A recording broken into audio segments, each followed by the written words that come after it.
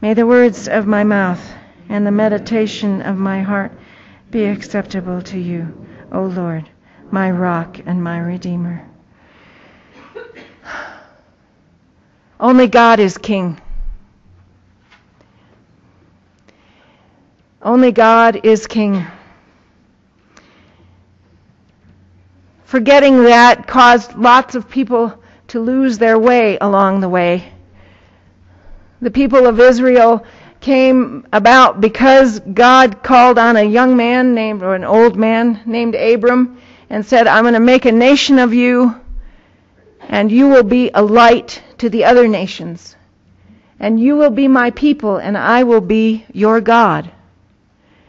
And God prospered them and multiplied them and had somebody named Moses go down to Egypt and set them free from slavery. And on the way, God led them, and they could see God. God came to them as a cloud by day and as a pillar of fire by night. And they were in the presence of God. And God directed Moses where to lead the people. He helped them cross the sea on dry land. He gave them food in the wilderness, in the desert, manna that fell from the earth, from the sky to the earth. Every day they had food to eat. When they clamored for water, God had Moses tap a stone and water gushed out, and it was enough to quench the thirst of all the people. When they hungered for meat, God sent so many quail, and they ate so many quail that many of them died. God was present with them, and they could see God. And Moses went up on the mountain to get the law, and while he was gone, the people no longer saw God. They couldn't find him anywhere, and so Aaron said, bring all your jewelry to me, and he melted it down and made a golden calf for them. We have trouble worshiping God because we don't see God. How can we let God be our king if we can't see God? We don't see him or hear him or taste him or smell him or touch him. And we don't understand how to do that.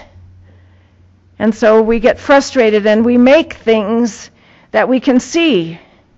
Even after the law was brought down and Moses was so upset that the tablets were thrown down and broken into pieces, they made a temple for God out of curtains, and they made an ark for God out of acacia wood.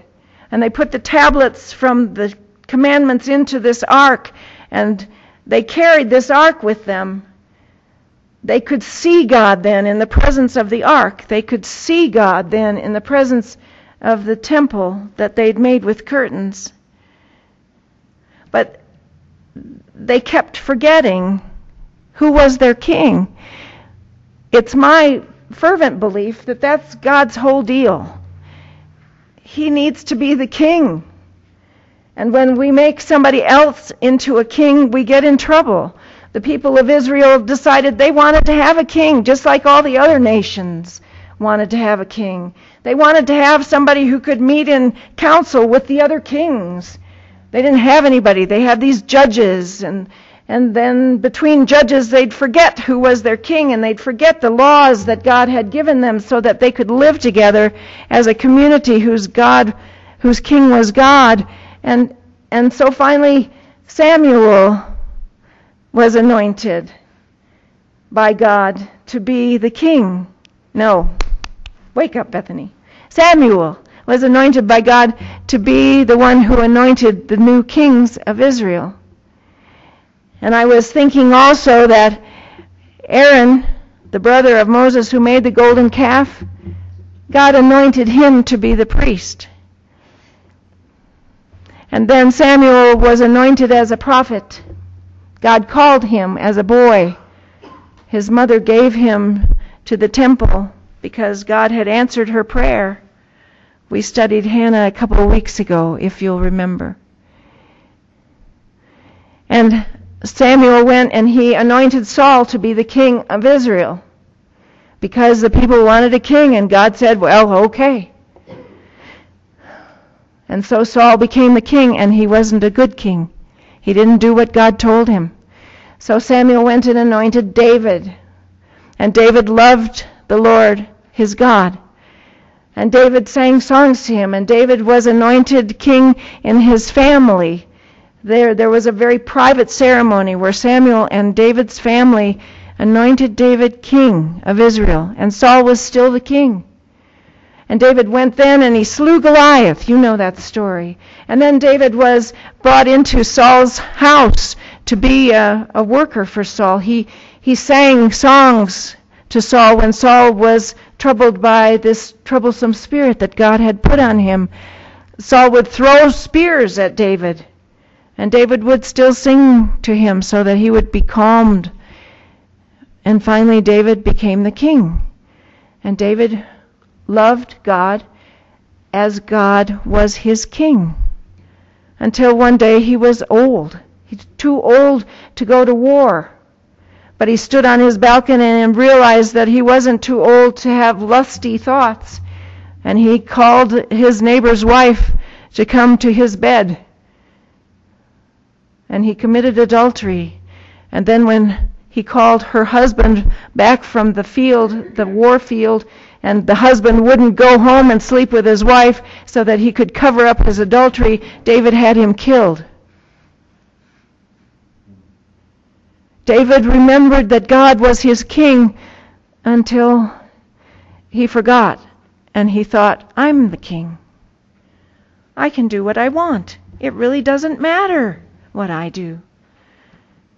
Solomon was the king after David. Solomon acquired a country that was unified.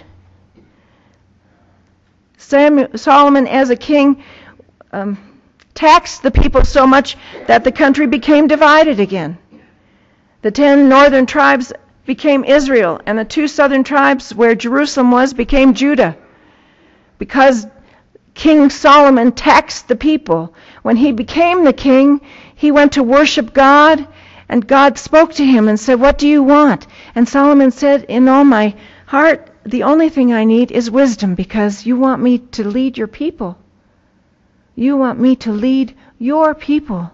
Solomon recognized that God was the king at the beginning of his reign. But then he started taxing people and took all the forests of Lebanon to build the temple for God. And then, well, while he was building the temple for God, he might as well build himself a nice house. And so he built himself a nice house that was bigger than the temple to God